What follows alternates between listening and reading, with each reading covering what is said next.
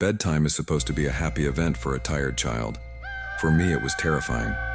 While some children might complain about being put to bed before they have finished watching a film or playing their favorite video game, when I was a child, nighttime was something to truly fear. Somewhere in the back of my mind it still is. As someone who is trained in the sciences, I cannot prove that what happened to me was objectively real, but I can swear that what I experienced was genuine. Horror, a fear which in my life, I'm glad to say, has never been equaled. I will relate it to you all now as best I can. Make of it what you will, but I'll be glad to just get it off of my chest. I can't remember exactly when it started, but my apprehension towards falling asleep seemed to correspond with my being moved into a room of my own. I was 8 years old at the time, and until then I had shared a room, quite happily, with my older brother. As is perfectly understandable for a boy 5 years my senior, my brother eventually wished for a room of his own, and as a result, I was given the room at the back of the house. It was a small, narrow, yet oddly elongated room, large enough for a bed and a couple of chest of drawers, but not much else. I couldn't really complain because even at that age I understood that we did not have a large house, and I had no real cause to be disappointed, as my family was both loving and caring. It was a happy childhood during the day. A solitary window looked out onto our back garden, nothing out of the ordinary. But even during the day, the light which crept into that room seemed almost hesitant. As my brother was given a new bed, I was given the bunk air beds which we used to share. While I was upset about sleeping on my own, I was excited at the thought of being able to sleep in the top bunk, which seemed far more adventurous to me. From the very first night, I remember a strange feeling of unease creeping slowly from the back of my mind. I lay on the top bunk staring down at my action figures and cars strewn across the green-blue carpet. As imaginary battles and adventures took place between the toys on the floor, I couldn't help but feel that my eyes were being slowly drawn towards the bottom bunk, as if something was moving in the corner of my eye. Something which did not wish to be seen. The bunk was empty, impeccably made with a dark blue blanket tucked in neatly, partially covering two rather bland white pillows. I didn't think anything of it at the time. I was a child, and the noise slipping under my door from my parents' television bathed me in a warm sense of safety and well-being. I fell asleep. When you awaken from a deep sleep to something moving or stirring, it can take a few moments for you to truly understand what is happening. The fog of sleep hangs over your eyes and ears even when lucid. Something was moving, there was no doubt about that. At first, I wasn't sure what it was. Everything was dark, almost pitch black, but there was enough light creeping in from outside to outline that narrowly suffocating room. Two thoughts appeared in my mind almost simultaneously. The first was that my parents were in bed because the rest of the house lay both in darkness and silence. The second thought turned to the noise. A noise which had obviously woken me. As the last cobwebs of sleep withered from my mind, the noise took on a more familiar form. Sometimes the simplest of sounds can be the most unnerving. A cold wind whistling through a tree outside, a neighbor's footsteps uncomfortably close, or, in this case, the simple sound of bed sheets rustling in. The dark, that was it. Bed sheets rustling in the dark as if some disturbed sleeper was attempting to get all too comfortable in the bottom bunk. I lay there in disbelief, thinking that the noise was either my imagination or perhaps just my pet cat finding somewhere comfortable to spend the night. It was then that I noticed my door, shut as it had been as I'd fallen asleep. Perhaps my mom had checked in on me, and the cat had sneaked into my room then. Yes, that must have been it. I turned to face the wall, closing my eyes in the vain hope that I could fall back to sleep. As I moved, the rustling noise from underneath me ceased. I thought that I must have disturbed my cat, but quickly I realized that the visitor in the bottom bunk was much less mundane than my pet trying to sleep, and much more sinister.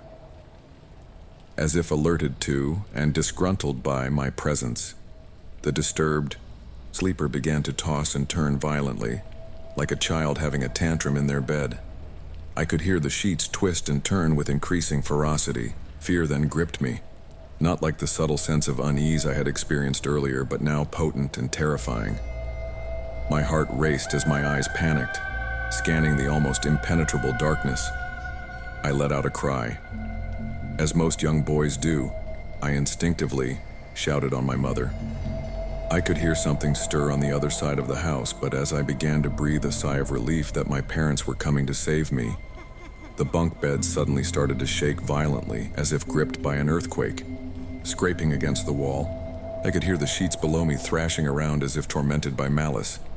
I did not want to jump down to safety, as I feared the thing in the bottom bunk would reach out and grab me, pulling me into the darkness. So I stayed there, white knuckles, clenching my own blanket like a shroud of protection. The wait seemed like an eternity. The door finally and thankfully burst open, and I lay bathed in light, while the bottom bunk, the resting place of my unwanted visitor, lay empty and peaceful. Cried, and my mother consoled me. Tears of fear followed by relief streamed down my face. Yet through all of the horror and relief, I did not tell her why I was so upset. I cannot explain it, but it was as though whatever had been in that bunk would return if I even so much as spoke of it or uttered a single syllable of its existence. Whether that was the truth, I do not know, but as a child I felt as if that unseen menace remained close, listening. My mother lay in the empty bunk, promising to stay there until morning. Eventually, my anxiety diminished. Tiredness pushed me back towards sleep, but I remained restless, waking several times momentarily to the sound of rustling bed sheets. I remember the next day wanting to go anywhere, be anywhere. But in that narrow, suffocating room, it was a Saturday and I played outside quite happily with my friends. Although our house was not large, we were lucky to have a long sloping garden in the back. We played there often, as much of it was overgrown and we could hide in the bushes, climb in the huge sycamore tree which towered above all else, and easily imagine ourselves in the throes of a grand adventure in some untamed exotic land. Fun as it all was, occasionally my eye would turn to that small window. Ordinary, slight, and innocuous. But for me, that thin boundary was a looking glass into a strange, cold pocket of dread. Outside, the lush green surroundings of our garden, filled with the smiling faces of my friends, could not extinguish the creeping feeling clawing its way up my spine, each hair standing on end. The feeling of something in that room, watching me play, waiting for the night when I would be alone, eagerly filled with hate. It may sound strange to you, but by the time my parents ushered me back into that room for the night, I said nothing. I didn't protest. I didn't even make an excuse as to why I couldn't sleep there. I simply and sullenly walked into that room, climbed the few steps into the top bunk, and then waited. As an adult, I would be telling everyone about my experience. But even at that age, I felt almost silly to be talking about something which I really had no evidence for. I would be lying, however, if I said this was my primary reason. I still felt that this thing would be enraged if I so much as spoke of it. It's funny how certain words can remain hidden from your mind, no matter how blatant or obvious they are. One word came to me that second night, lying there in the darkness alone, frightened, aware of a rotten change in the atmosphere, a thickening of the air as if something had displaced it. As I heard the first casual twists of the bed sheets below, the first anxious increase of my heartbeat at the realization that something was once again in the bottom bunk, that word, a word which had been sent into exile, filtered up through my consciousness, breaking free of all repression, gasping for air, screaming, etching, and carving itself into my mind. Ghost. As this thought came to me, I noticed that my unwelcome visitor had ceased moving. The bed sheets lay calm and dormant, but they had been replaced by something far more hideous. A slow, rhythmic, rasping breath heaved and escaped from the thing below. I could imagine its chest rising and falling with each sordid, wheezing, and garbled breath. I shuddered, and hoped beyond all hope that it would leave without occurrence. The house lay, as it had the previous night, in a thick blanket of darkness. Silence prevailed, all but for the perverted breath of my, as yet, unseen bunkmate. I lay there terrified. I just wanted this thing to go, to leave me alone. What did it want? Then something unmistakably chilling transpired. It moved. It moved in a way different from before, When it threw itself around in the bottom bunk, it seemed unrestrained, without purpose, almost animalistic. This movement, however, was driven by awareness, with purpose, with a goal in mind. For that thing lying there in the darkness, that thing which seemed intent on terrorizing a young boy, calmly and nonchalantly sat up. Its labored breathing had become louder as now only a mattress and a few flimsy wooden slats separated my body from the unearthly breath below. I lay there, my eyes filled with tears. A fear which mere words cannot relate to you or anyone else coursed through my veins.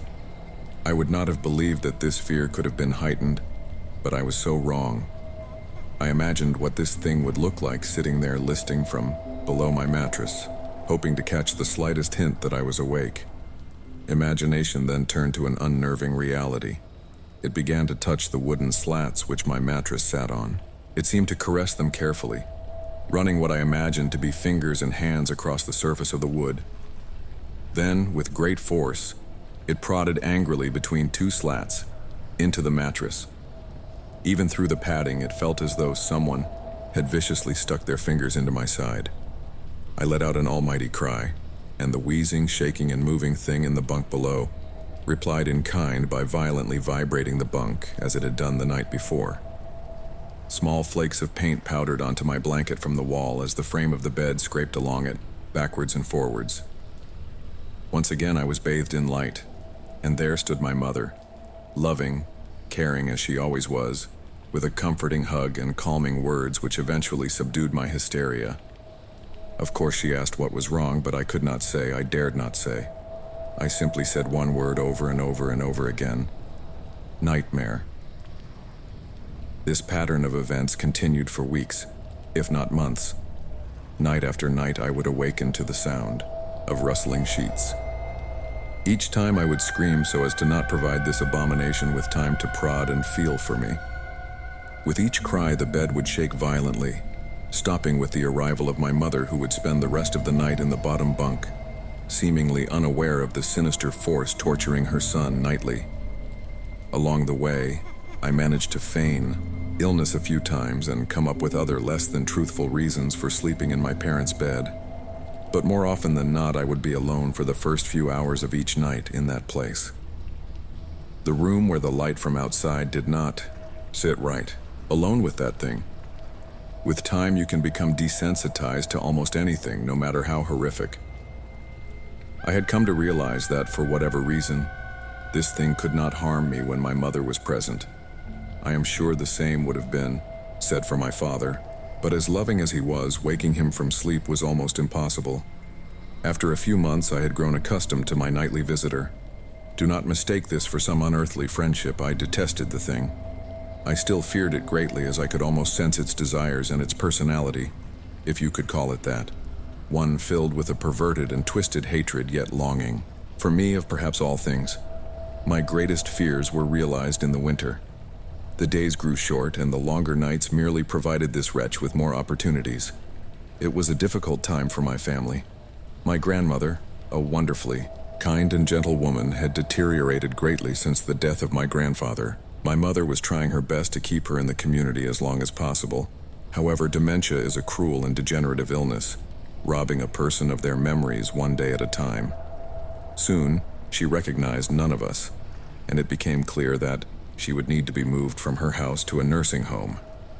Before she could be moved, my grandmother had a particularly difficult few nights, and my mother decided that she would stay with her. As much as I loved my grandmother and felt nothing but anguish at her illness, to this day I feel guilty that my first thoughts were not of her, but of what my nightly visitor may do should it become aware of my mother's absence. Her presence being the one thing which I was sure was protecting me from the full horror of this thing's reach.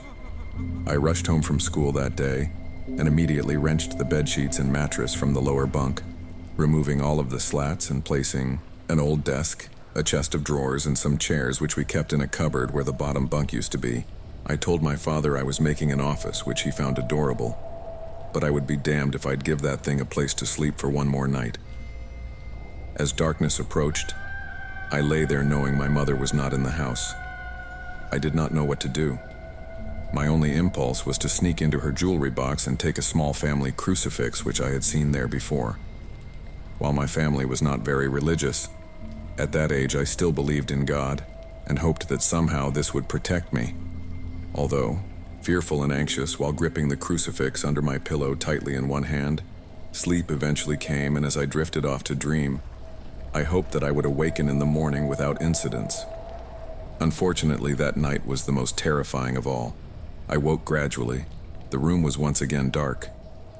As my eyes adjusted, I could gradually make out the window and the door, and the walls, some toys on a shelf, and even to this day I shudder to think of it, for there was no noise, no rustling of sheets, no movement at all. The room felt lifeless yet not empty. The nightly visitor, that unwelcome, wheezing, hate-filled thing which had terrorized me night after night, was not in the bottom bunk. It was in my bed. I opened my mouth to scream, but nothing came out. Utter terror had shaken the very sound from my voice. I lay motionless. If I could not scream, I did not want to let it know I was awake. I had not yet seen it. I could only feel it. It was obscured under my blanket. I could see its outline, and I could feel its presence, but I dared not look. The weight of it pressed down on top of me, a sensation I will never forget. When I say that hours passed, I do not exaggerate. Laying there motionless in the darkness, I was every bit a scared and frightened young boy. If it had been during the summer months, it would have been light by then, but the grasp of winter is long and unrelenting, and I knew it would be hours before sunrise, a sunrise which I yearned for. I was a timid child by nature, but I reached a breaking point, a moment where I could wait no more, where I could survive under this intimately deviant abomination no longer. Fear can sometimes wear you out, make you threadbare, a shell of nerves, leaving only the slightest trace of you behind. I had to get out of that bed. Then I remembered the crucifix. My hand still lay underneath the pillow, but it was empty. I slowly moved my wrist around to find it, minimizing as best I could the sound and vibrations caused, but it could not be found. I had either knocked it off of the top bunk, or it had, I could not even bear to think of it, been taken from my hand. Without the crucifix, I lost any sense of hope. Even at such a young age, you can be acutely aware of what death is, and intensely frightened of it. I knew I was going to die in that bed if I lay there, dormant, passive, doing nothing. I had to leave that room behind, but how? Should I leap from the bed and hope that I make it to the door? What if it is faster than me? Or should I slowly slip out of that top bunk, hoping to not disturb my uncanny bedfellow? Realizing that it had not stirred when I moved, trying to find the crucifix, I began to have the strangest of thoughts. What if it was asleep? It hadn't so much as breathed since I had woken up. Perhaps it was resting, believing that it had finally got me. That I was finally in its grasp, or perhaps it was toying with me. After all, it had been doing just that for countless nights, and now with me under it, pinned against my mattress with no mother to protect me. Maybe it was holding off, savoring its victory until the last possible moment, like a wild animal, savoring its prey. I tried to breathe as shallowly as possible, and mustering every ounce of courage I could, I reached over slowly with my right hand and began to peel the blanket off of me. What I found under those covers almost stopped my heart. I did not see it, but as my hand moved the blanket, it brushed against something smooth and cold, something which felt unmistakably like a gaunt hand. I held my breath in terror, as I was sure it must now have known that I was awake. Nothing. It did not stir, it felt dead. After a few moments, I placed my hand carefully further down the blanket and felt a thin, poorly formed forearm. My confidence and almost twisted sense of curiosity grew as I moved down further to a disproportionately larger bicep muscle. The arm was outstretched, lying across my chest, with the hand resting on my left shoulder as if it had grabbed me in my sleep. I realized that I would have to move this cadaverous appendage if I even so much as hoped to escape its grasp. For some reason, the feeling of torn, ragged clothing on the shoulder of this nighttime invader stopped me in my tracks. Fear once again swelled in my stomach and in my chest as I recoiled my hand in disgust at the touch of straggled, oily hair. I could not bring myself to touch its face, although I wonder to this very day what it would have felt like. Dear God, it moved. It moved. It was subtle, but its grip on my shoulder and across my body strengthened. No tears came, but God, how I wanted to cry. As its hand and arm slowly coiled around me, my right leg brushed along the cool wall which the bed lay against. Of all that happened to me in that room, this was the strangest. I realized that this clutching, rancid thing which drew great delight from violating a young boy's bed was not entirely on top of me. It was sticking out from the wall like a spider striking from its lair. Suddenly its grip moved from a slow tightening to a sudden squeeze. It pulled and clawed at my clothes as if frightened that the opportunity would soon pass. I fought against it, but its emaciated arm was too strong for me. Its head rose up, writhing and contorting under the blanket. I now realized where it was taking me, into the wall. I fought for my dear life. I cried, and suddenly my voice returned to me, yelling, screaming, but no one came. Then I realized why it was so eager to suddenly strike, why this thing had to have me now. Through my window, that window which seemed to represent so much malice from outside, streaked hope, the first rays of sunshine. I struggled further, knowing that if I could just hold on, it would soon be gone. As I fought for my life, the unearthly parasite shifted, slowly pulling itself up my chest, its head now poking out from under the blanket, wheezing, coughing, rasping. I do not remember its features. I simply remember its breath against my face, foul and as cold as ice. As the sun broke over the horizon, that dark place, that suffocating room of contempt was washed, bathed in sunlight. I passed out as its scrawny fingers encircled my neck, squeezing the very life from me. I awoke to my father offering to make me some breakfast, a wonderful sight indeed. I had survived the most horrible experience of my life until then, and now. I moved the bed away from the wall, leaving behind the furniture I had believed would stop that thing from taking a bed. Little did I think that it would try to take mine. And me. Weeks passed without incidents. Yet on one cold, frost-bitten night, I awoke to the sound of the furniture where the bunk beds used to be, vibrating violently. In a moment it passed. I lay there, sure I could hear a distant wheezing coming from deep within the wall, finally fading into the distance. I have never told anyone this story before. To this day, I still break out in a cold sweat at the sound of bed sheets rustling in the night, or a wheeze brought on by a common cold, and I certainly never sleep with my bed against a wall. Call it superstition if you will, but as I said, I cannot discount conventional explanations such as sleep paralysis, hallucination, or that of an overactive imagination. But what I can say is this. The following year, I was given a larger room on the other side of the house, and my parents took that strangely suffocating, elongated place as their bedroom. They said they didn't need a large room, just one big enough for a bed and a few things. They lasted 10 days. We moved on the 11th. After writing my account of an horrific experience I had as an 8-year-old child, many have encouraged me to speak about the aftermath. I've been hesitant to do so as I have felt unsettled since I broke my silence. Sleep has not come easy to me these last few nights. My skepticism, however, remains resilient, and as such, I will tell of what I experienced in the other room. This won't be as long, as what occurred only took place over a few days, but that was more than enough for me. If you recall, after that unwelcome nightly visitor left me, I was moved into another bedroom a year later. This room was much larger than the previous one and had a warm and welcoming atmosphere to it. Some places feel bad. The room before felt foul, but this one did not. Thankfully, I was given a normal bed. The previous one was taken apart and thrown out. A welcome sight, I might add. I loved my new room. I enjoyed the space for all of my toys. I was happy that the place was large enough to have my friends drop by. But most of all, I was relieved to just be out of that uneasy, foreboding part of the house. On the first night, I slept more soundly than I had done for a long, long time. Of course, I still moved my bed several feet from the wall, I told my mother that I and my friends liked to use the gap between the bed and wall as a hiding place when we were playing. I awoke the next day feeling refreshed and relaxed. As I lay there watching some of my favorite cartoons on a small portable television, I noticed something odd. An old dark brown armchair which had always been there sat at the foot of my bed, large and looming.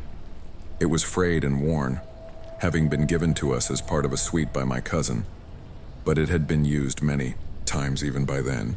The chair itself was not unusual, but what unsettled me was that I could have sworn that before I had went to sleep, the chair had been facing away from the bed. Now, in the cold light of day, the chair was facing me. I assumed one of my parents had moved it while I slept, probably looking for something which had been left there before we switched rooms. The second night was not as restful. It was around 11 p.m. and I could hear my parents' television from the other side of the house. The room was largely in darkness, the only illumination an orange hue drifting through my window from the streetlights outside. I lay there content until I heard something quiet yet unmistakable.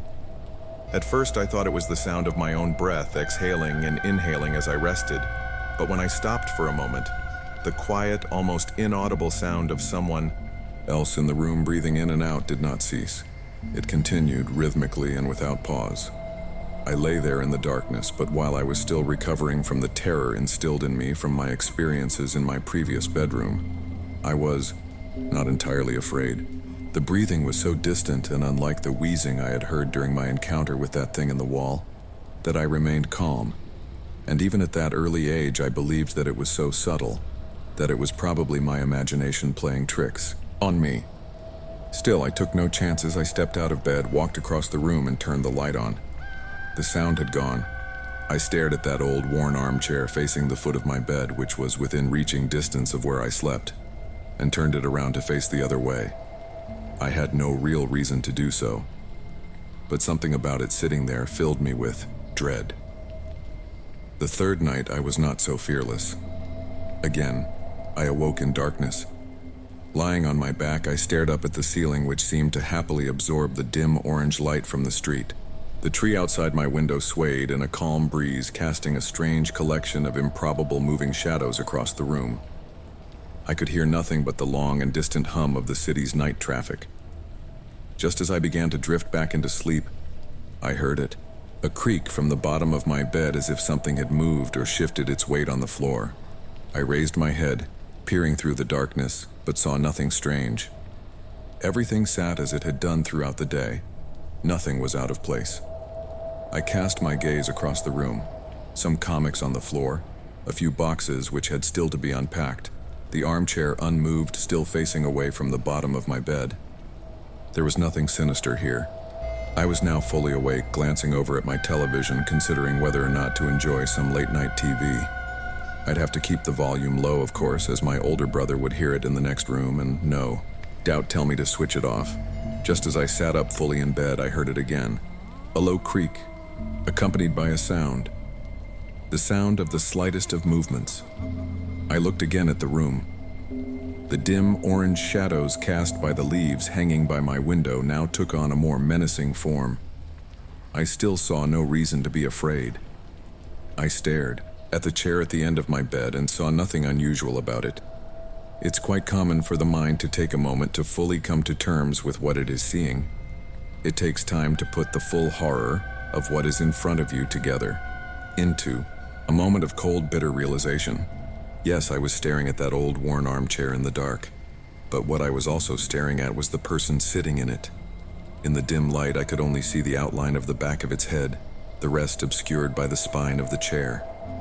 I sat motionless, staring, praying, hoping that my eyes were being misled by their surroundings. The slow creak of movement as it shifted in its battered throne chilled me to my very core. This was no mere trick of the dark. Then, it shifted onto its right side. I knew what it was doing. It was turning to look at me.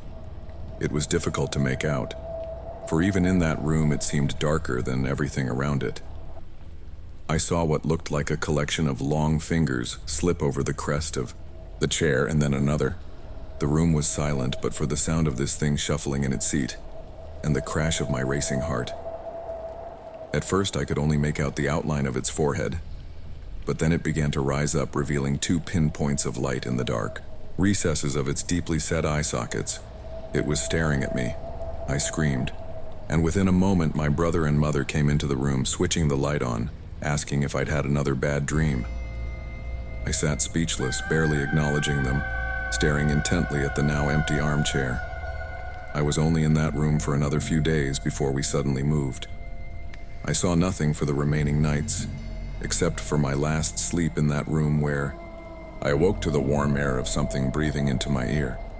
I jumped out of bed, turning the light on. The slow, rhythmic breath of something unseen remained louder than before. I spent the rest of that night on the couch in the living room. 2 years later, I slept soundly in my bed, in our new house. There had been no other incidences, and I was sure I had left behind whatever strangeness had plagued me in that little average suburban home. I was, however, left one parting gift. My tormentors, and in my opinion the watcher in that armchair was a different entity to the thing in the elongated room, had one last surprise in store for me. Like an animal claiming its territory, I was not entirely out with their grasp. For one last terrifying moment I felt the presence of those things. I lay there sound asleep, 2 years since those horrifying experiences. I was in the throes of a nightmare, and suddenly, happily found myself awake, safe and sound in my bed. The room was darker than usual. I breathed a sigh of relief as one does when waking from a nightmare. But the room was so dark I could see nothing at all, as if something had snuffed out the light. I chuckled to myself, realizing that I must have pulled my blanket up and over my face while sleeping. The cotton blanket felt cool against me, but the air was a little too warm, almost stifling. Just as I was about to remove the blanket for some air, I heard it.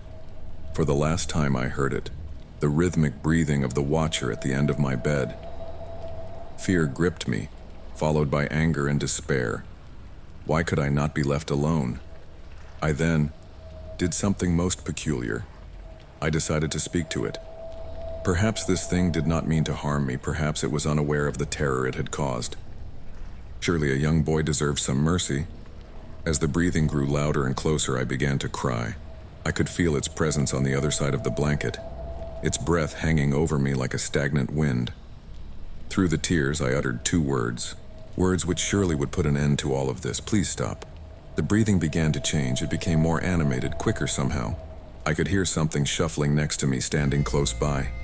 The breathing then moved, first back to the foot of my bed, and then slowly across the room, through the door, into the hallway, and then gone.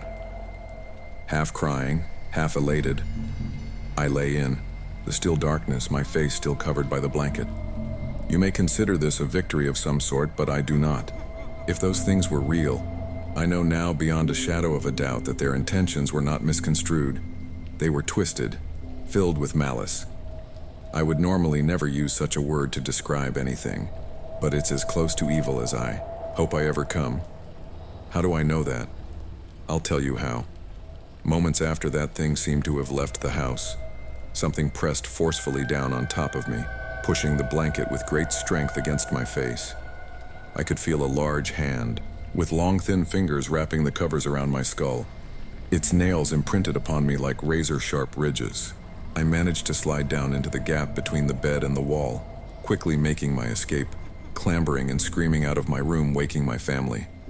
Make no mistake, that thing in the darkness tried to smother me to death. A few days ago, I submitted 2 nightmarish accounts from my childhood. Perhaps you best read them to truly comprehend what has befallen me. I had been compelled to silence, gripped by the irrational fear that somehow, even after all of these years, should I speak of it, that those things would seek me out, and once again wreak havoc on my life. In the name of science and reason, I confronted those fears and set out to vanquish those tormented memories once and for all by sharing them with others, exposing them for what I believed they were, the delusions of a troubled child. I have held on to my skepticism and rationality for dear life. I have allowed them to define me, but this morning I was presented with verifiable, physical evidence of what I do not know, but it cannot be ignored. and it seems strange to me that the last few days have been so tainted by apprehension and misfortune after finally breaking my silence that I can no longer rely upon entirely conventional explanations. In the wake of sharing those traumatic experiences I had as a child, I have been plagued by an overwhelming sense of unease. Initially, I attributed this to the fear I had experienced in simply recounting and reliving those terrible events in my mind. But as the days passed, it felt like so much more. A feeling of impending doom consumed my every thought. While sleep came, to me rest did not. Each morning I awoke, my nerves on edge, as if deprived of sleep for an age. Nothing overtly frightening happened during the first few nights. No visitation, no unwelcome bedfellows, no wheezing breaths reaching out from deep within my bedroom walls. But I had that distantly familiar feeling of not being alone. Do not misunderstand, I did not sense someone in the room with me. I did not hear, smell, or feel anything remotely supernatural. But throughout my days and nights, I have sensed something subtle, almost on the periphery of my awareness. The feeling that something is on its way, something is coming, like the first few stagnant blasts of air from a subway tunnel, heralding the arrival of a lurching, unstoppable monstrosity. Surprising, yet expected. My sense of unease grew with each passing day, pushing its way under my skin deep into my mind like some form of cancerous infection. I tried to focus my attention on various writing projects in a vain attempt to fill my mind up to the brim with other thoughts, hopefully leaving no room for those contaminated memories, but those thoughts came to me nonetheless. My anxiety gained momentum until I could think of nothing else. I had to do something. I had studied psychology for years at university.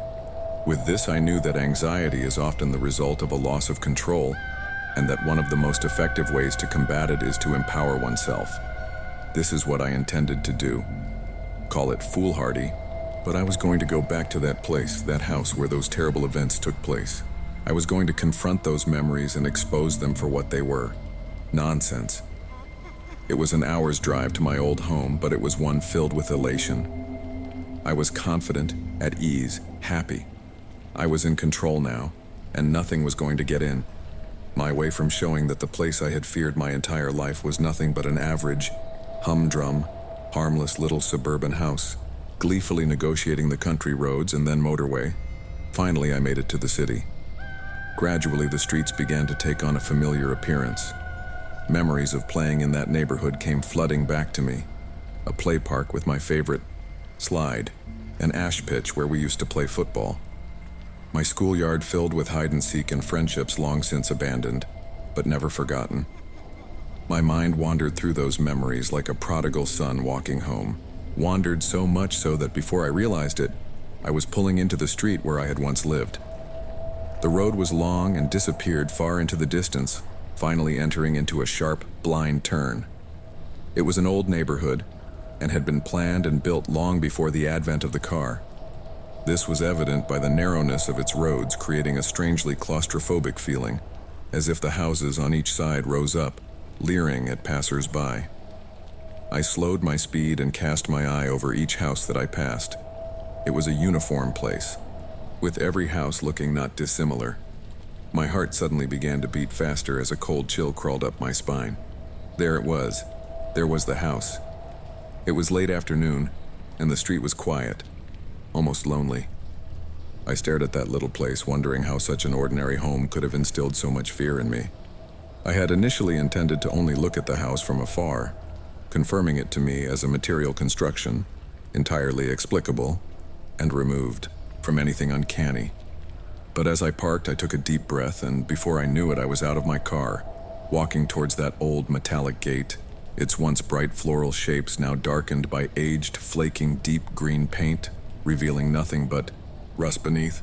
I ran my fingers over its uneven top, and with a subtle gasp, I pushed it open. Walking along the path, I was shocked at how disused the garden was.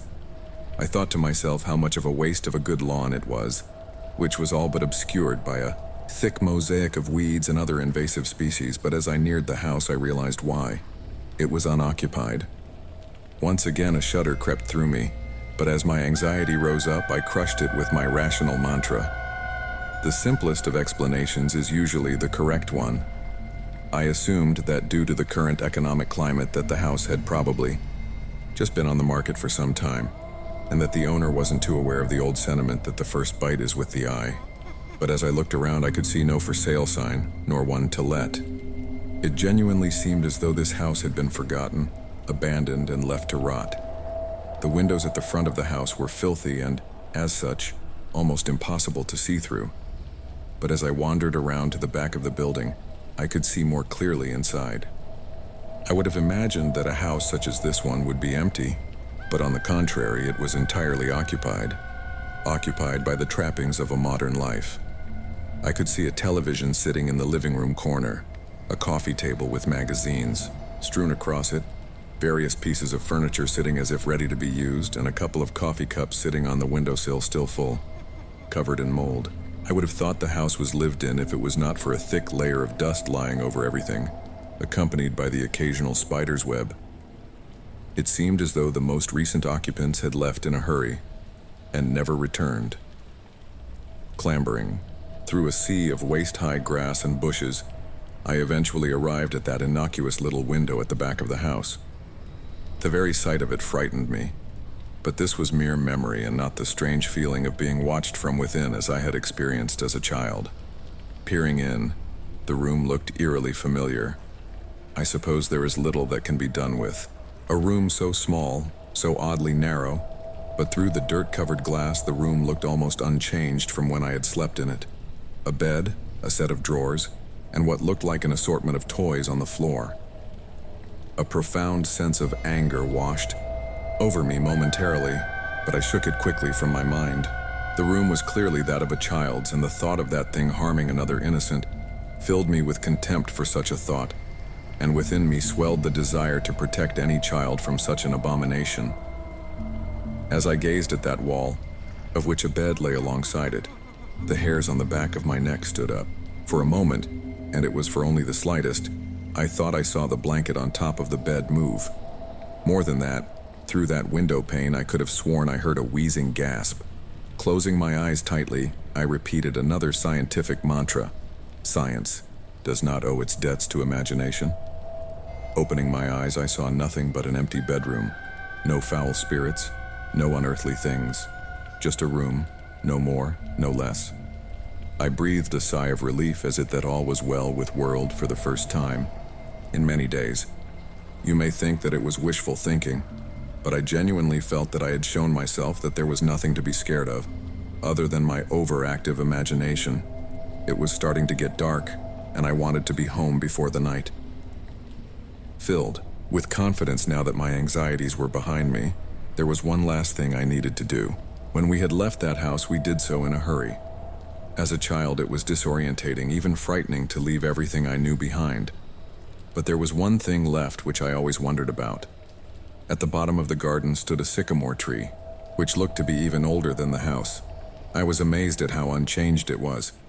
I had grown up, gone on to pastures new, but the old sycamore still stood, wise, warm, almost friendly in its appearance. I think it's a rites of passage for any child to have a place to hide things. It's often their first experience with independence, something removed from any authority figure. For me, my stash was halfway up the old sycamore.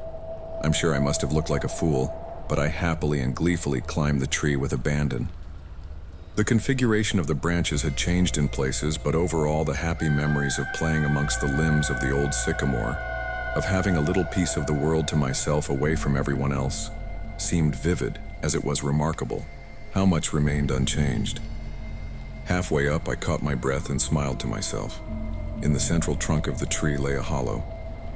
Whether it had been created by an animal or perhaps the tug of a gale on a weakened branch long ago, I do not know, but it was where I kept things. If I found something which I was sure would be taken from me for being inappropriate, into the hollow it would go. The truth is, though, that the majority of the items inside were not very interesting, mostly just toys and rarely exotic pieces of contraband like a slingshot or some smoke bombs. I had no reason to hide the toys, but when I was young it felt adventurous to have a secret. The hollow was dark and filled halfway with rotting leaves, no doubt deposited there from countless autumns. Nevertheless, I reached deep inside to see what remained. I couldn't believe it. I had found a toy that I had hidden there before we moved all those years ago.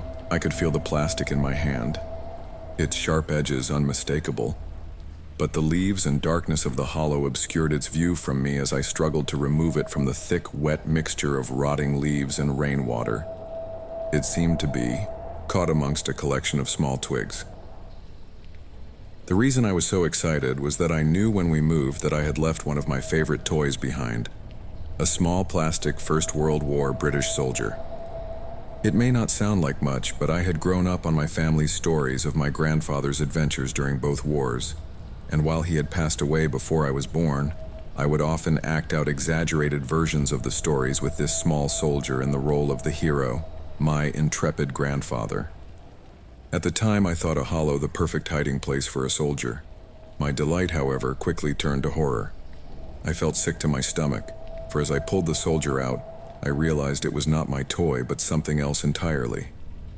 Stuffed into the back of the hollow amongst the sludge, and now in my hand was the skeletal remains of a small animal.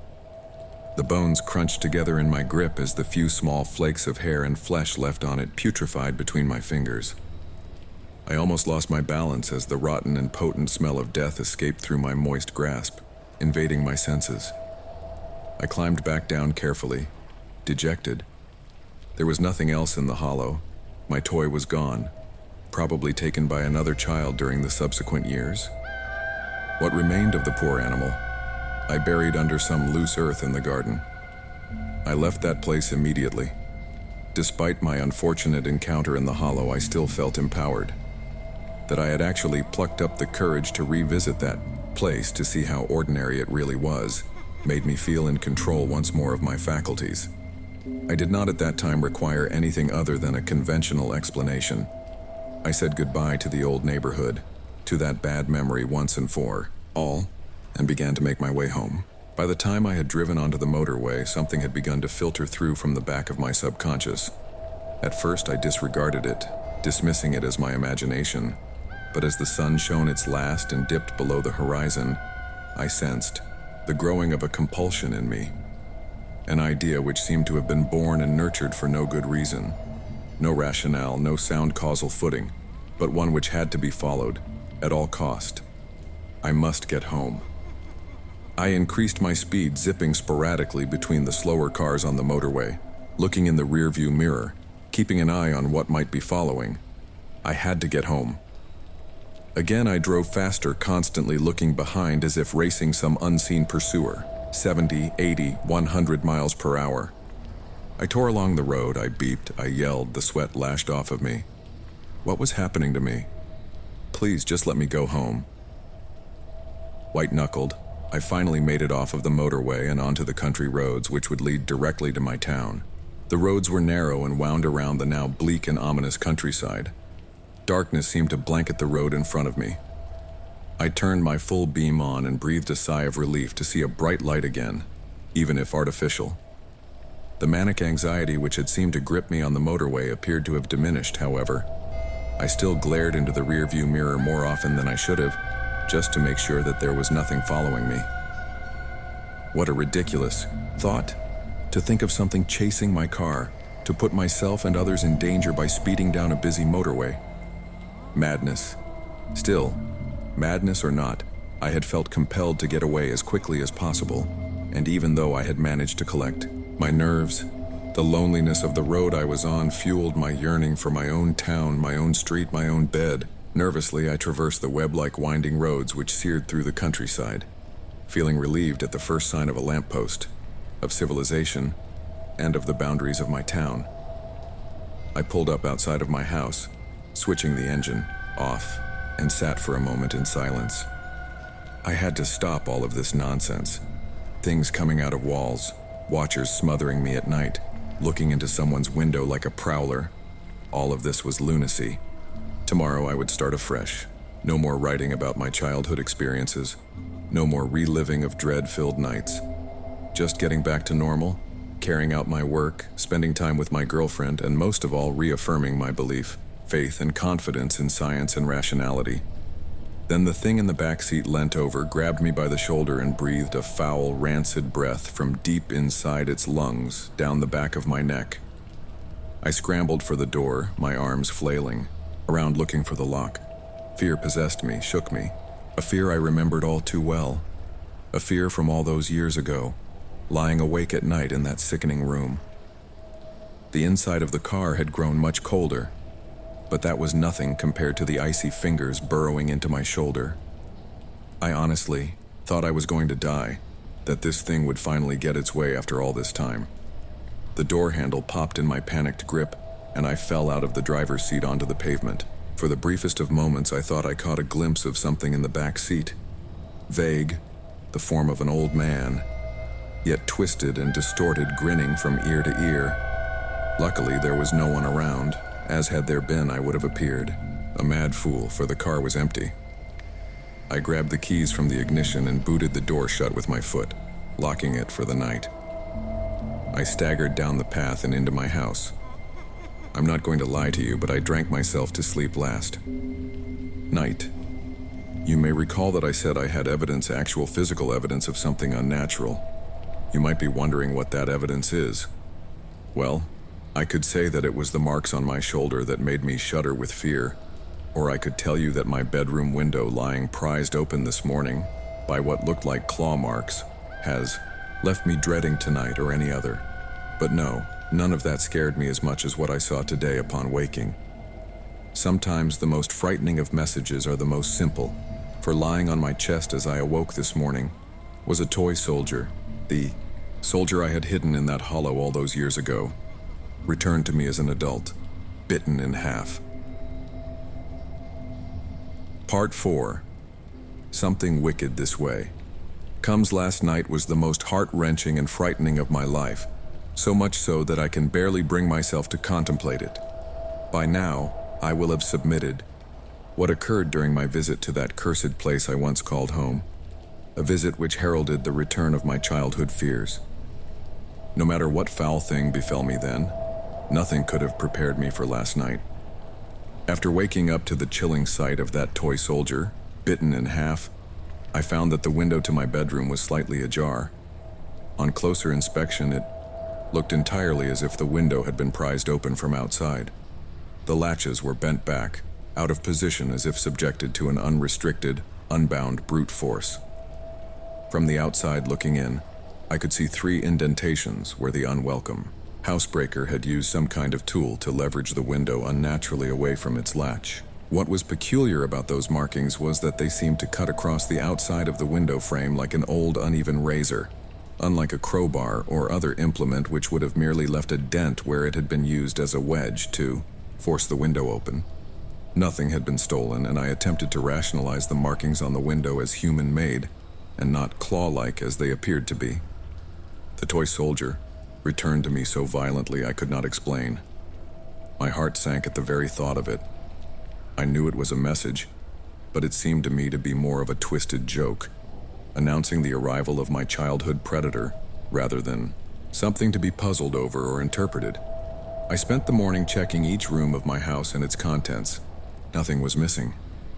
I could only hope that whatever that fiend had been in the back seat of my car the previous night, that it had only wished to frighten me one last time, and then be on its way. Perhaps its reach would be weakened so far from my childhood bedroom. It is all too easy for any sane person to persuade themselves that a traumatic event is something more benign, but in this instance I could not. That broken toy was not a mere joke, but a promise. A promise that it would return for what I did not wish to know. My thoughts naturally tumbled inwards and back to those terrifying nights I had as a child. I was now reintroduced to the apprehension of bedtime, the longing for the day and the anxiety of night. Like an old and relentless enemy, my fear grew throughout the day, festering inside of me, leading to strange and ominous thoughts about the consequences of unwittingly bringing that thing home. Do not misunderstand me. My fear was not simply for my own safety. As a child, I believed that my nightly visitor was transfixed and consumed by wanting me, but I did not feel that my loved ones were in any danger. This, however, had changed. I did worry. This time I did feel nothing but fear for my loved ones because you see, I do not live alone. My girlfriend and I moved in together over 2 years ago.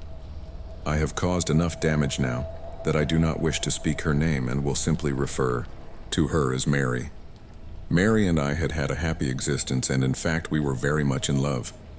This coming Christmas morning I was going to propose to her, but that beautiful moment has now been bitterly taken away from me by that rancid abomination.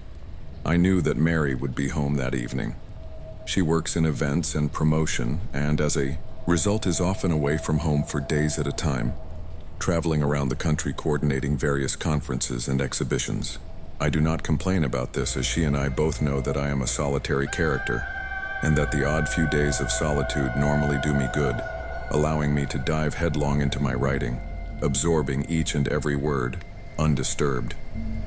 Despite this, I always miss her, and with the events of the past week reliving those torturous nights and then allowing them to return, I had missed her far more acutely than I had ever previously done so.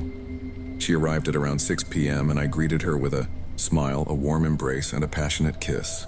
I tried to hide my perturbed state of mind from her, but Mary knows me better than anyone I have ever met and immediately inquired, "What's wrong?" I tripped and fumbled through my words as I explained to her that I had written a story about my childhood and that exploring those dark and twisted memories had left me distraught. Mary has an incredibly caring nature, and she immediately lay her suitcase and bags on the floor, sat me down on our couch, and with her soft and gentle way, asked me to talk about the whole ordeal. But I couldn't. I couldn't mention this thing, this wretch which had now found its way to our home, an invisible and twisted invader which had been led there by my idiotic curiosity. At the time, I felt that she would think me mad, but now how I wish I had told her the truth. If there is one thing more damaging to a relationship than a lie, it is a half-truth. Not because it is deceitful, but because it is a corruption of the truth, perverted and abused to suit the teller's needs. I told her my half-truth. I told her about my story, that of the thing in the narrow room and the watcher at the end of my bed. But that is where the truth ended, and a lie began. I deliberately and deceitfully mentioned that it was, of course, just my imagination as a child, and neglected to talk of my experiences of returning to the scene of those depraved crimes. Knowing that she would see the damaged window latch and claw marks, I spun my web as I told a grand tale about waking up to a burglar attempting to break into our house and having to chase them away. I was quite the hero. I lied to her and she showed me great sympathy and kindness for my deception. I was embarrassed by the truth then, and I'm ashamed of my lie now. If I had been truthful, then perhaps we could have faced this menace together, but instead that thing took advantage of my dishonesty and put a wedge between us. The events of last night desecrated the most important thing in the world to me. Nighttime arrived in all of its bleakness and was unwelcome. I lay in the darkness, waiting. Mary was sound asleep next to me, each breath a soothing reminder of companionship. But despite my growing aversion to loneliness, I would have no sleep that night. I knew from experience that when my uninvited guest would show itself, it would do so with subtlety, increasing its grip on me with each visitation, as if requiring time to build up its strength, a leech feeding on my fear for succor. My nerves kept me on edge, which fought back the oncoming onslaught of sleep admirably. In the end, though, biology won, and as my bedside clock lumbered towards 4 a.m., sleep took me. The relaxing blanket of nightly oblivion, anxiety washed away, my worries a distant memory, sinking deeper into the soft mattress below and finally into a long sought-for rest. Sleep, no matter how deep, is rarely all-encompassing. For as I hovered over the cusp of a dream, something began to bother me, something invasive yet distant. I slowly opened my eyes and allowed them to adjust to the darkness. Mary lay soundly asleep, and I calmed myself by listening to her breathing in the night. Inhale was followed by exhale. Again and again, rhythmically, hypnotically, I began to drift towards sleep once more. But no. There it was, something else, distinct yet undefinable. It was distant, out of the way, almost obscured or smothered, as if coming from behind something. I strained my ears in an attempt to define it, but it was all too quiet. I remained in the bed for several more minutes, but with each passing second that almost inaudible sound grated on me, like broken glass on a raw nerve. Sleep was now abandoned, and with much frustration I decided to reluctantly investigate the source of the noise. I sat up in the bed and listened intently. It was unlike any other sound I had ever heard. Quiet, low, but as my mind adjusted to the noise, I slowly began to piece its nature together. It was most certainly obscured by something, but the closest thing I could relate it to was a repetitive murmur. I heard something similar previously, when I was a child visiting my grandmother in a nursing home, a place which had left an impression on me, seeing the wandering residents confused and of a fractured mind, meandering around the grounds like lost inmates murmuring repetitively, to themselves of days gone past, repeating nonsensical phrases and words. This is what it reminded me of, a continuous stream of indecipherable words, uttered by someone in the throes of confusion. I turned to check on Mary, watching her chest rise and fall with each breath. Assured that she was undisturbed, I left the bed. As I stood up, I recognized immediately that the murmuring was louder. While dark, I had left a light on in the hall as I always do, which crept under the door and allowed me to view the room in a dim but visible way. I looked around to see if anything was out of place, but the room appeared as expected. My mind ambled back to that night as a child in the second room, when noises could be heard from some unseen, yet ever-present menace. I took a step forward, and as I did so, the noise once again grew in volume. While I was still at a loss in deciphering the words, I could now hear the character of the voice. It was old, scratched by age, with a harsh, guttural undertone to it. The words were being repeated at a frantic pace and seemed anxious, yet muffled by some unknown barrier. I was frightened, but I drew strength from Mary being in the room, and with a deep breath filled with trepidation, I took another slow and silent step forward, my bare feet cushioned by the cold floor below. Again, the voice became louder. I wasn't sure if I was imagining it, but I could have sworn that it had become more agitated as I drew closer. The next step I took shook me to my very core, for as that murmuring, garbled voice grew louder still, amongst the rambling, graveled sound of it, I heard a word which shot an icy shudder through my bones, a word to be feared. It spoke my name, dear God, it knew my name.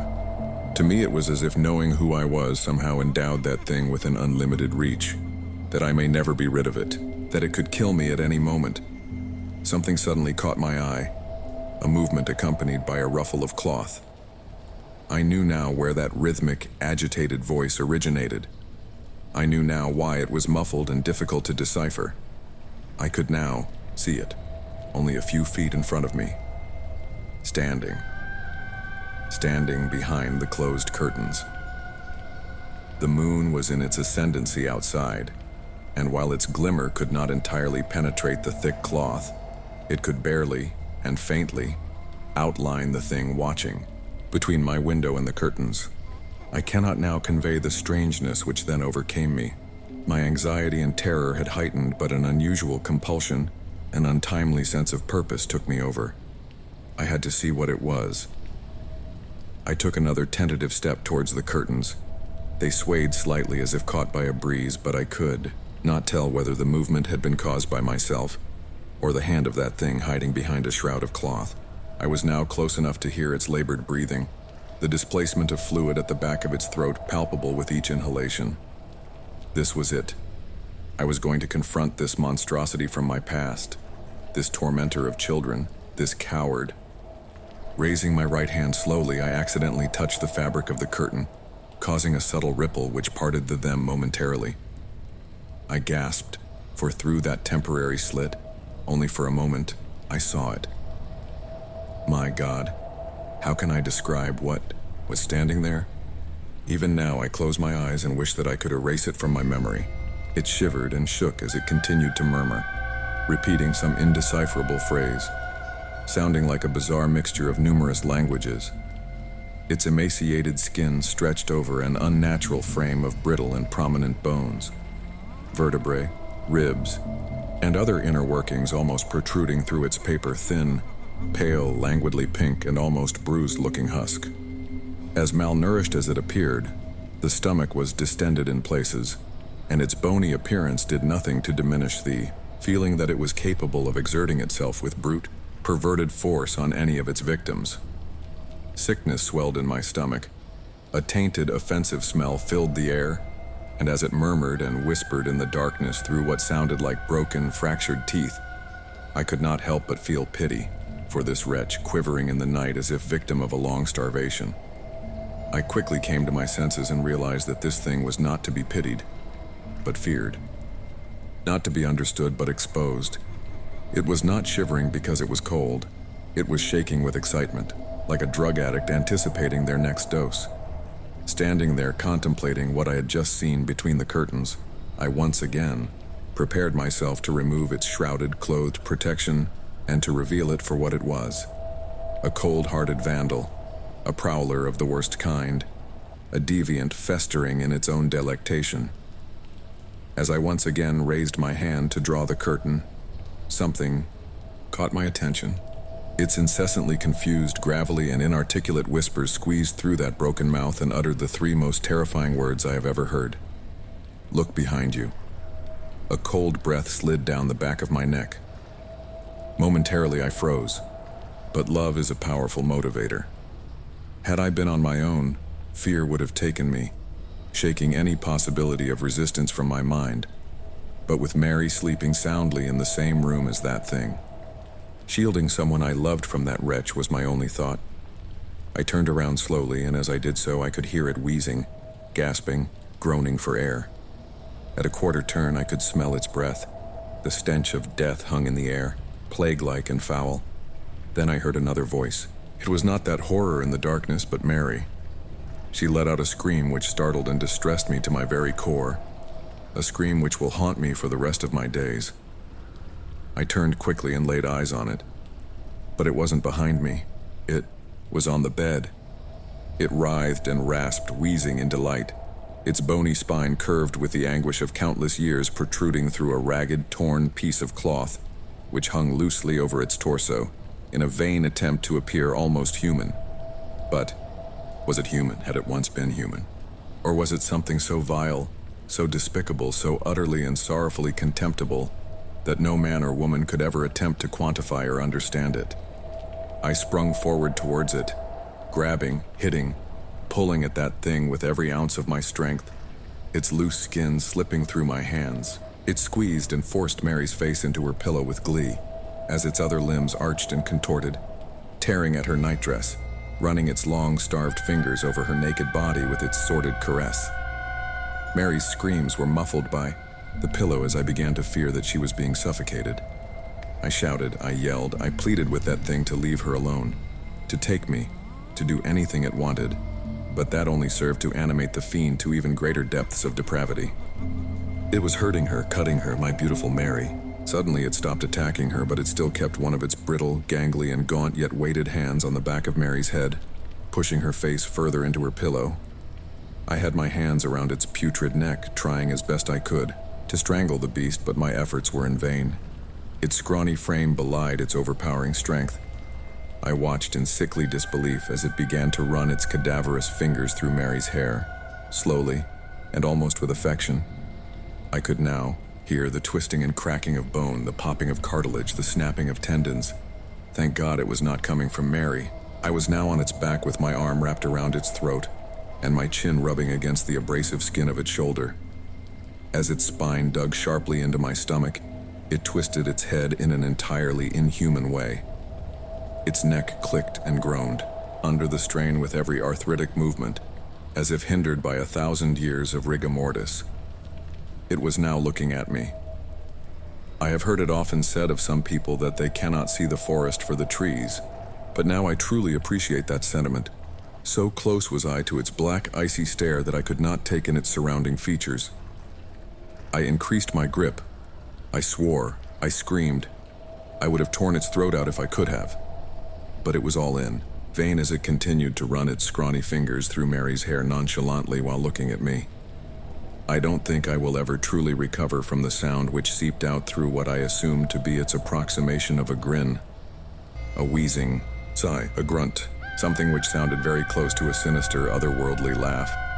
As its face touched mine, its eyes stared deep into me. Not even my reflection was returned. Two looking glasses into a sanctuary for the dark, devoid of light, happiness, and love. It was staring as if it wished to say something, as if it was trying to communicate a simple idea to me. Malice. With a wrenching, stuttered, and violent movement, it tore an entire fistful of hair from Mary's head, leaving behind it an open wound. Then it was gone. Mary did not scream. She merely whimpered. I turned the bedside lamp on, but no words of care or sympathy could console her. She wept uncontrollably. The bed was soaked in blood which had seeped out from the numerous scratches on her back and the large cut where an entire section of her hair had once been. I hugged her, told her that everything would be all right. Then she looked at me. Looking at her tear-filled eyes, I knew what she thought immediately. She thought I had attacked her, that I had done those terrible things to her. Of all the experiences I have had, the look of betrayal, disgust, and contempt on Mary's face will remain the most painful. She is gone. After composing herself, she gathered up some things and left. I tried to explain. I tried to tell her everything that had been happening, but she would not listen. Who would believe such a preposterous story? She simply said that she would not call the police, but that if I ever attempted to contact her, she would do just that. To her, I was the aggressor, not that thing. As she left, she turned to look at me one last time and then burst into tears. I know now that I have lost her forever. The woman I love more than anything on this earth thinks I am a violently hideous human being. If only she could understand that whatever did this, that it was not human, and if it ever was, it had long since abandoned that nature. It was 5 a.m. when Mary left me. It's 9 a.m. now. I am sitting here in the cold light of day at my kitchen table, writing this so that there is some record of what has transpired, so that people know, so that Mary knows, that whatever happens, that whatever occurs from here on, in that it was that despicable creature from my childhood, from that cursed narrow room all those years ago which rained this misery down upon me, upon us. I must now dispense with the sentiment. I could easily sit here mourning the loss of my relationship with Mary, or I could allow myself to be overcome with fear, to do nothing. But that simply will not do. I can hear the laughter of my neighbor's children outside. At different stages in my life, I remember that same feeling of joy and happiness from something as simple as playing with friends, or climbing a tree, or kissing the woman you love, or even drifting off to sleep at bedtime to dream of what could be, in the safety of a happy family home. Memories, only memories. I fear I will never experience that happiness again. This thing has broken me, but I am resolute. Whatever that hideous wretch has in store, whatever it desires to do with me, I will not allow that thing to harm another person, or to invade another child's life as it did mine all those years ago. I must leave you all now, as there is much to be done before it gets dark, before it returns. My plans are made, and with any luck they will succeed. I wish I could say we will speak again, but I think that is unlikely. I hope you understand what must be done, because tonight, I'm going to kill it. I am shaking as I write this. I was released by the police less than 2 hours ago, and I am compelled to record the events of the past day and night as quickly and as accurately as possible. In some ways I want to forget, but I know that I cannot. I know that I should not. For my own sanity, I must divulge what has happened. It is far too important. Should I ever allow myself to be swayed by the mechanical, rational nature of the world once again, these words should serve to remind me that what is unseen is both mysterious and frightening.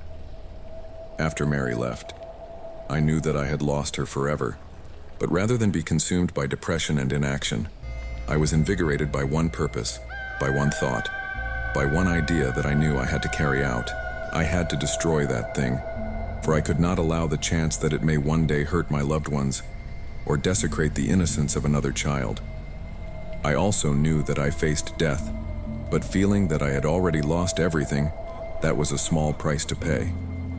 It is said that revenge is a dish best served cold, but having waited my entire adult life to be rid of this thing, its memory and the shadow that it had cast upon me, I met the proposition of killing this fiend, this corrupt and perverted force, with a smile on my face. That night it would be dead, even if I had to drag it to hell with me. Busying myself for the next few hours, I packed a bag and wrote a letter to Mary and my family explaining what had happened, and that they weren't to blame. I phoned my mother and father, then my brother, just to hear their voices one last time. But I did not let on that I thought I may never speak to them again. My mother's intuition led her to ask if everything was all right. I smiled and told her I loved her before reluctantly saying goodbye. At about 7 o'clock, I made my way out to the car. The sun had already set and the street seemed eerily quiet, as if the scene of an unattended funeral. I sat in the driver's seat, leaving the door on the other side open, awaiting my most unwelcome passenger.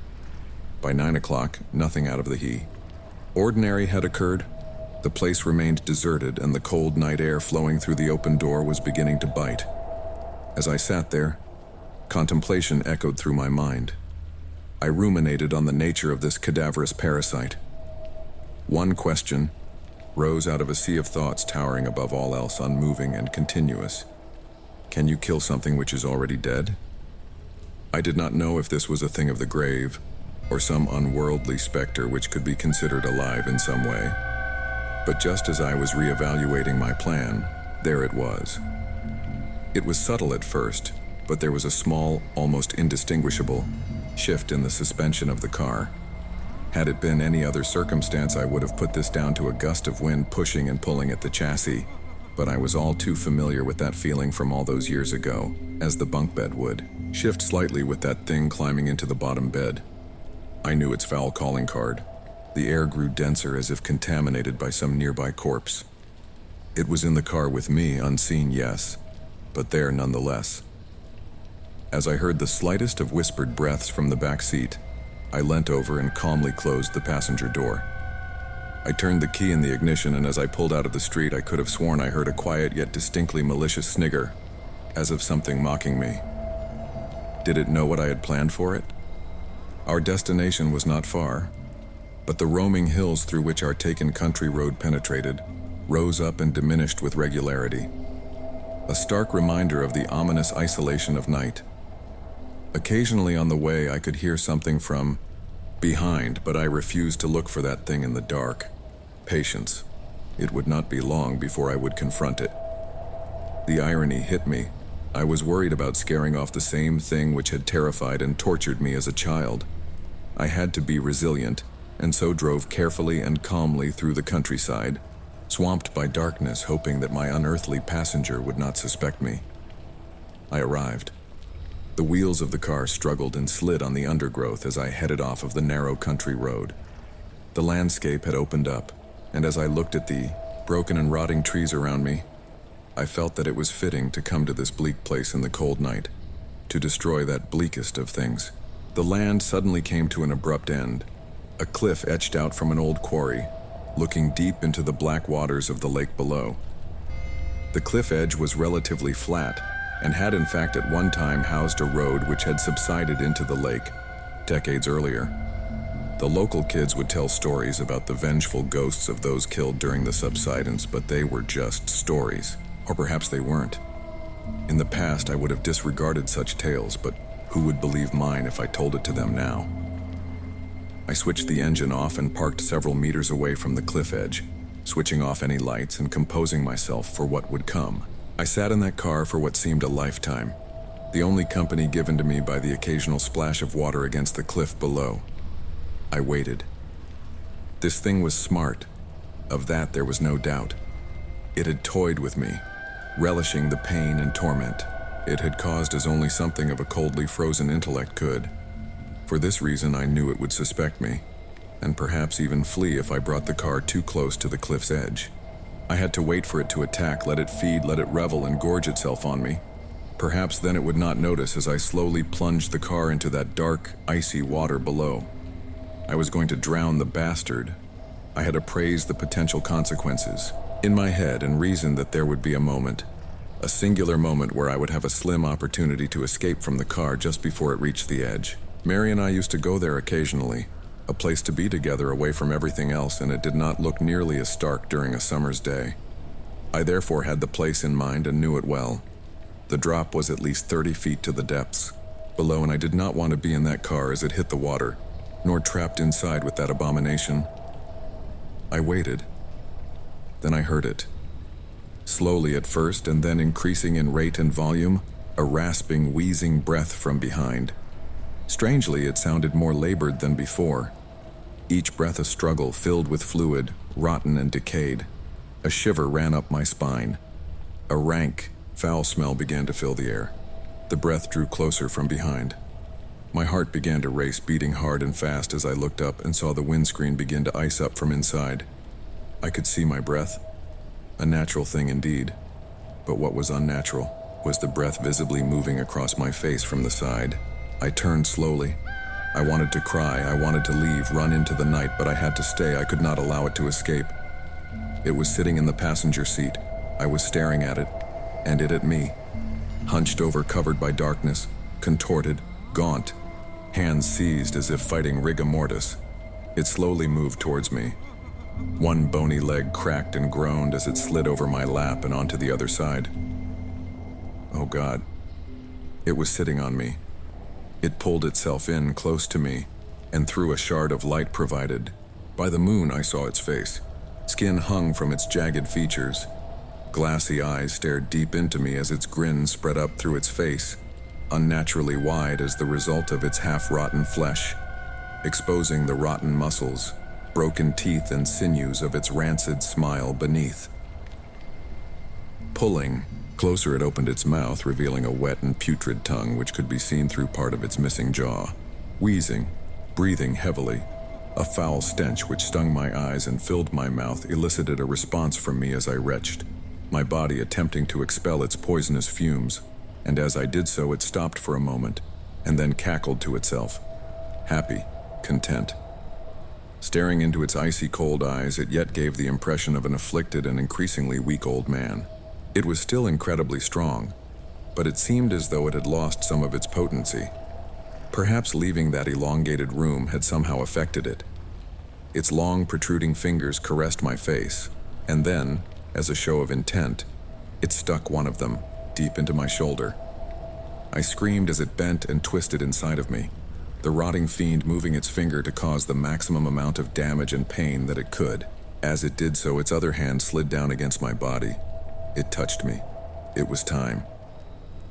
With my free arm, I turned on the ignition, and though my shoulder was still pinned to the seat, I managed to fight through the pain, put the car into gear, and took off as fast as I could.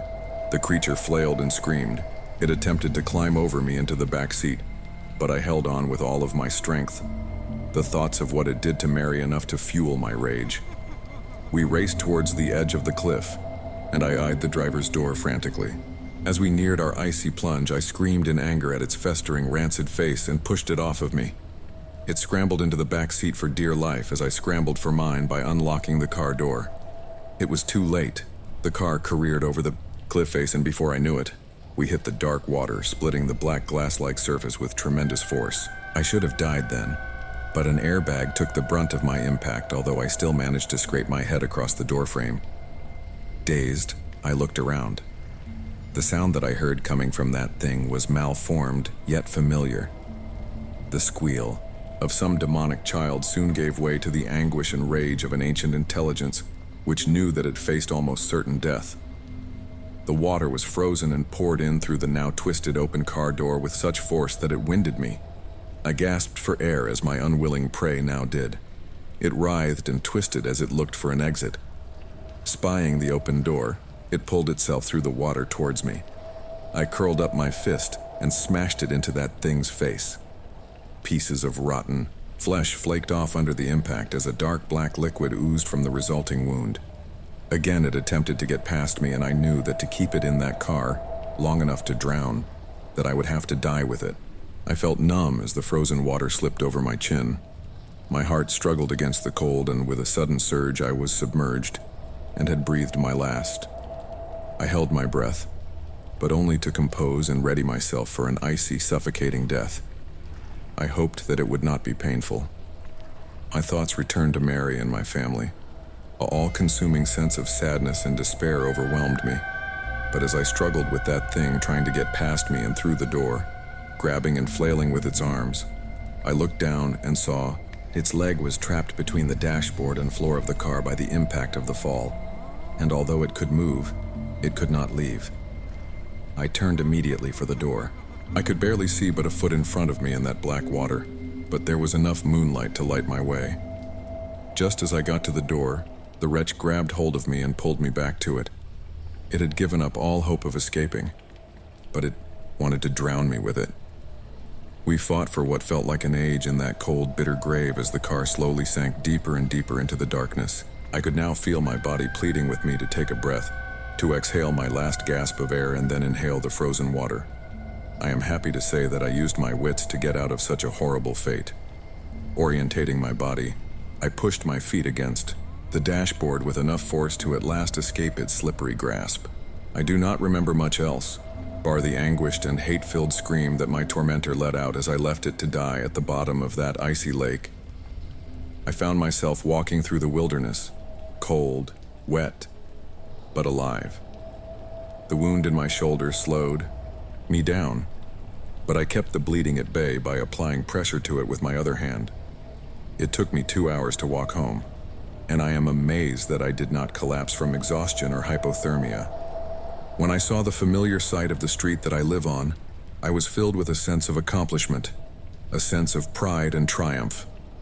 I had beaten that thing once and for all. That is until I went inside my house and found a trail of large, wet footprints leading from the front door to my bed. Disbelief took me. Despair so sharp and so overwhelming that I am unable to convey it with mere words.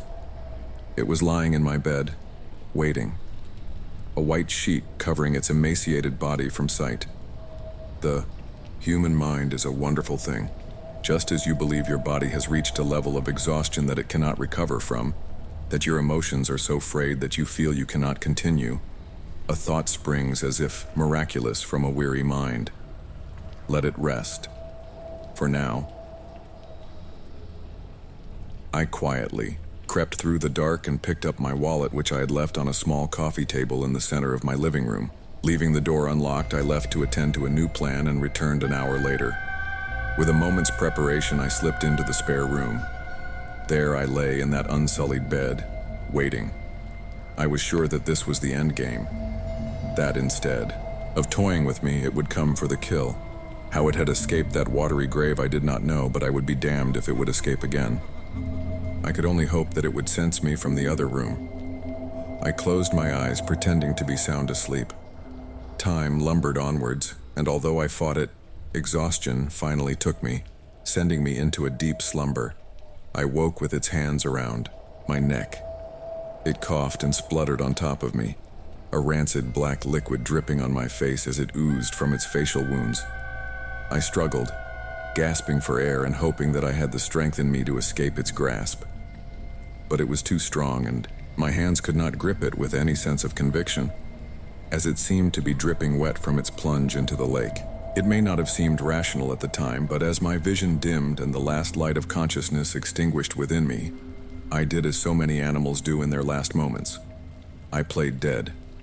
Lying motionless, holding my breath, it shook me violently by the neck and then released me. I waited for my moment, my last chance to destroy this thing. Its labored breathing relaxed slightly and seemed to stare at me almost quizzically. I waited still for a shift of weight which might have let me throw it to the ground. Leaning down close to me, its wide, crumbling sneer puckered. Gathering its putrid saliva in its mouth and in what was left of its cheeks, it then showed utter contempt for the living and the dead.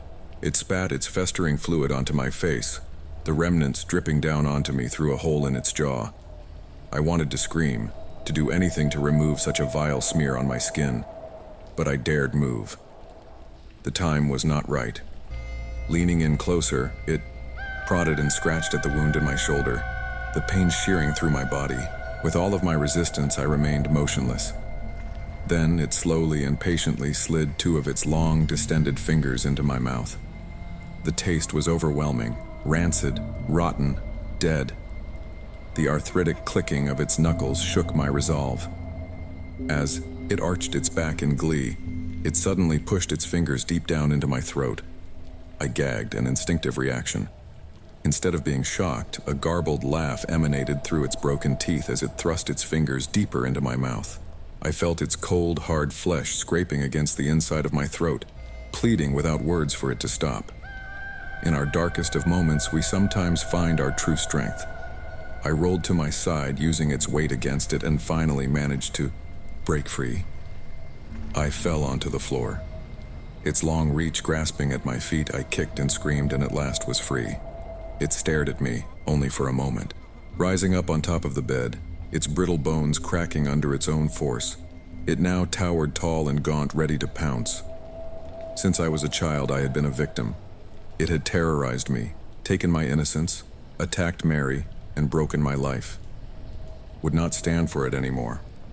Sometimes the most dangerous prey is the one who can outthink you, the one that lulls you into a false sense of dominance or superiority, the one who has conquered any fear of you with a sense of anger and betrayal. It had fallen into my trap, one conceived by logic, reason, and an understanding of the world through the eyes of a scientific mind. Fire cleanses all. As it groaned, shrieked, cracked, and contorted, readying itself to pounce in one swift motion, I removed a blanket from the floor, revealing a bucket filled with gasoline, which I had bought in that short time of preparation. I threw it as hard as I could, the liquid splashing all over that horror in the bed. It grinned at me, mocking my very existence, making light of my pain and the agony it had caused. From my pocket I pulled out a lighter, lit it, and threw it onto that wretched thing. It writhed and screamed in agony, parts of its flesh crumbling away, searing into nothing in front of my very eyes. I almost felt sorry for it. Let it burn. The fire got out of hand. Thankfully, a neighbor heard the screams and saw the smoke, calling the fire brigade. I remember nothing of how I escaped. I spent several hours in hospital being treated for light smoke inhalation and painful burns to my hands. It still hurts as I type, but as with many superficial wounds, they will heal. Perhaps there will be a few scars, but I can live with that. The police arrested me shortly afterwards, believing me a murderer. They suspect that I killed someone in that fire and find it entirely suspicious that I have a deep wound in my shoulder and scratches over my body. I've been told not to stray far in case they wish to ask me further questions, but they can ask away. I doubt they'll believe my answers. They found no remains, nor any evidence that someone else was there, bar a strange outline of a figure etched deep into the bed and wall. It looked as though whatever had been there attempted an escape, but I do not think it accomplished this. A weight has now been lifted from my shoulders, one which I now realize was always there, since I was a child, in fact. I believe that thing had an affect on me even from distance, and now that it is gone, I feel whole again. I am devastated that I've lost Mary, and my house can be written off, as I'll probably be charged with arson after they realize I started the fire, which means I can kiss goodbye to any insurance claim. My hands ache, as does my shoulder, but my spirit does not. I am writing this from a hotel room. It's small and unassuming, but it will suit my purpose. Tonight I intend to sleep and dream, as I did as a child before that wretch invaded my life. I believe that it was my rationality which saved me, my logical thought which allowed me to destroy such an evil. But I will never escape the conclusion that there is much more to life beyond the veil, out there in the darkness. It is a world I have seen and do not care to revisit. But tonight I will rest, and tomorrow I will build my life again with the confidence that my unwelcome guest is gone forever. I can feel it. I know it. It will take time for me to adjust, and perhaps my mind will play a trick or two along the way. It is difficult to abandon the paranoia of a lifetime. I must learn to accept my safety once again. I refuse to be looking over my shoulder for the rest of my days, but I will always be cautious. As I was when I was in the hospital this morning, lying on a bed in a quiet ward. I thought I felt the bed shake for the briefest of moments, but I know that it was just my imagination. I am glad I have written down my experiences. It has illuminated much about myself to me, and most importantly, should anyone ever, God forbid, find themselves in a similar situation, Then maybe you will know what to do. Now it is bedtime and I must rest, for I have never known a weariness such as this. Good night, and sleep tight.